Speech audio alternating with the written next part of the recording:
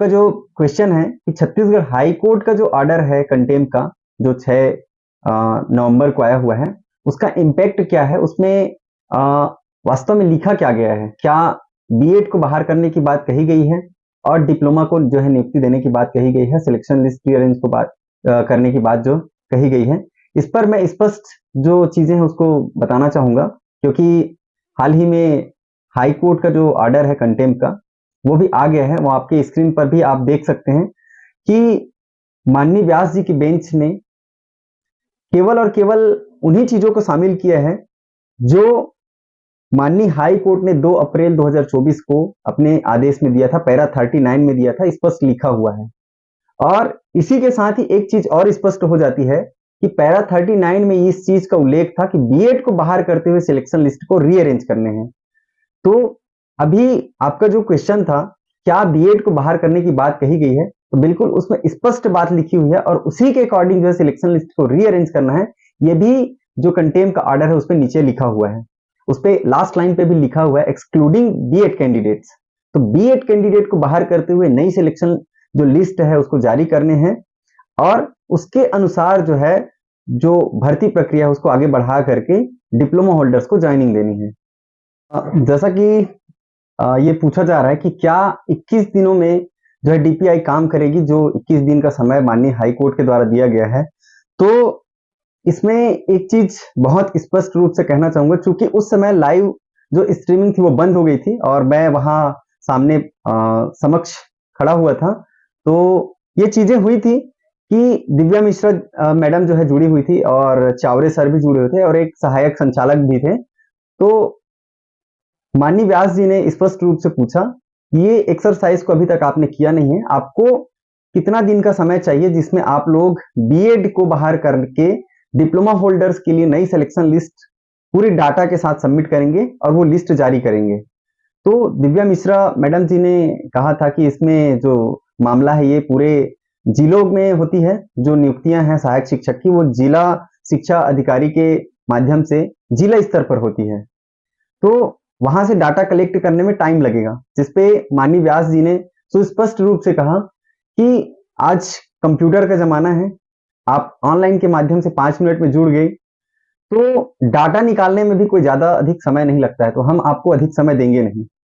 जिसपे फिर से एक बार पूछा गया कि अधिकतम कितना समय लग सकता है, आप उसको बताइए, आप 1 महीने की बात मत करिए।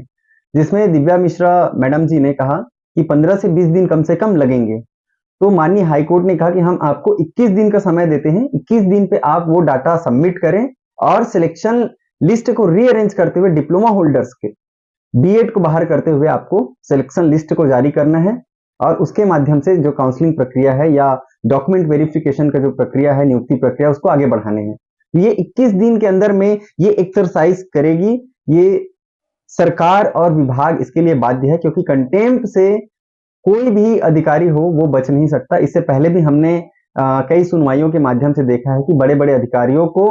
कंटेम्प्ट की मार जो है झेलनी पड़ी है। इससे पहले ही दिव्या उमेश मिश्रा जो मैडम जुड़ी हुई थी, उनको एक व्याख्याता में कुछ विवाद था व्याख्याता के पद पर, उसके लिए थोड़ी देर पहले ही कुछ डांट भी पड़ी थी।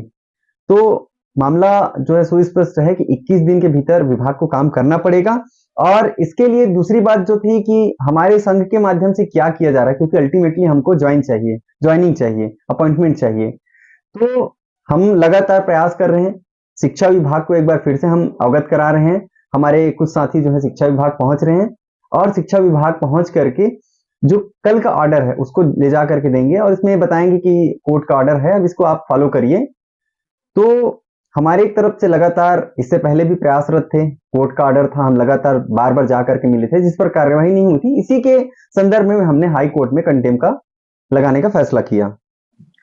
आप सभी का ध्यान एक महत्वपूर्ण विषय, जो बीएड को प्राथमिक शिक्षक से अगर निकालने की बात आ रही है तो क्यों ना उसको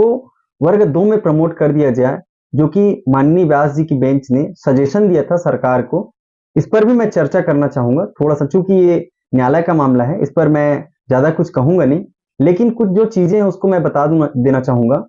कि जो व्यास जी ने जो कहा था वो केवल और केवल सुझाव था, एक सजेशन था, उस पर कानूनी दाव पेच देखने थे। जिसके लिए सरकार को निर्देशित किया गया था, एक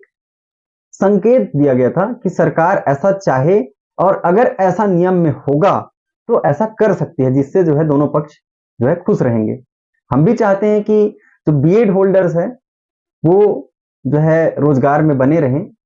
लेकिन एक चीज समझने की बात है, बहुत स्पष्ट जो चीजें हैं कि बीएड को अगर वर्ग 2 में डायरेक्टली प्रमोट कर दिया जाता है तो मैं एक चीज पूछना चाहूंगा,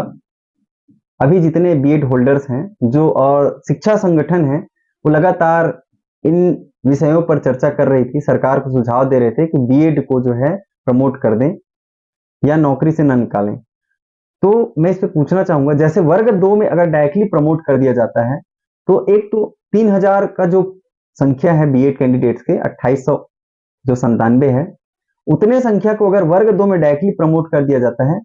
तो आने वाले समय में जो नई भर्तियां आएंगी उस पे शिक्षक का पद जो है पूरी तरह से समाप्त हो जाएगा। तो जो नए अभ्यर्थी हैं, स्पेशली जो बीएड कैंडिडेट हैं, जो अब प्राइमरी शिक्षक बनने के लिए अब अपात्र हो गए हैं, यानी कि जो प्राथमिक कक्षाओं पे जो पढ़ाने की जो एक चीजें हैं वो अब हो नहीं सकती,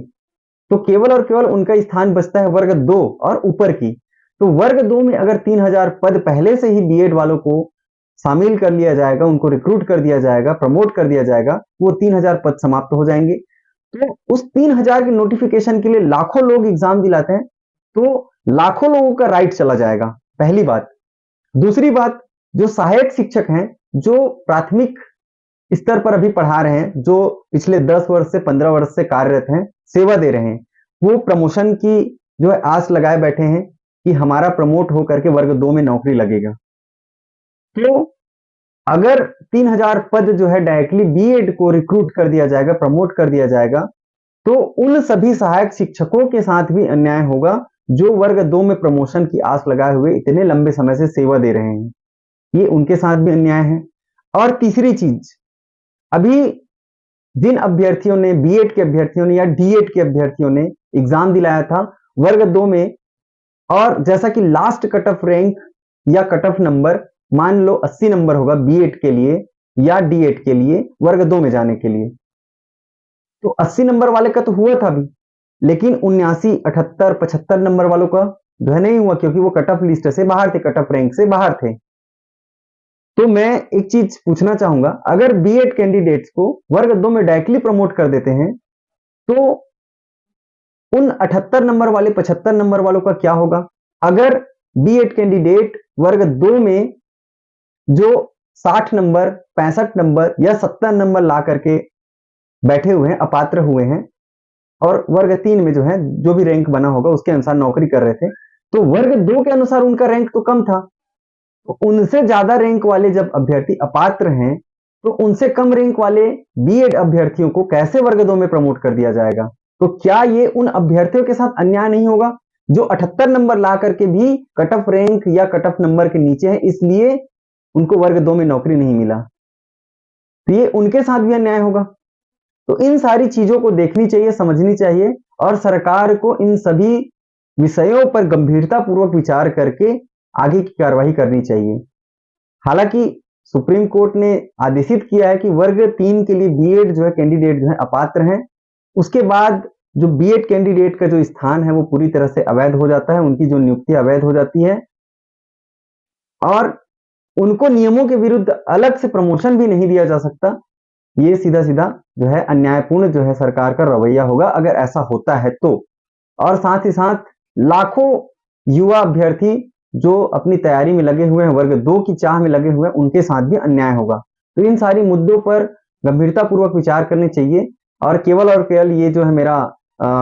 जो समझ है वही मैंने अभी रखने का प्रयास किया। जो चीजें मैं अभी तक समझ पाया हूं, जो देख पाया हूं, उन्हीं चीजों को रख पाया हूं। और कोई भी ऐसी चीज होती है जो अप्रिय हो, अस्वीकार्य हो, उसके लिए मैं पहले से माफी मांगता हूं। जितने भी हमारे डिप्लोमा के होल्डर्स, साथ ही साथ बीएड के होल्डर्स हैं जो वर्ग 2 की तैयारी कर रहे हैं और वर्ग 2 की तैयारी के साथ साथ जो कुछ नंबरों से चूक गए हैं, उनके लिए कुछ गलत ना हो, इस वजह से मैं इन सारी चीजों को रखा हूं। तो सभी साथियों से मैं हाथ जोड़ करके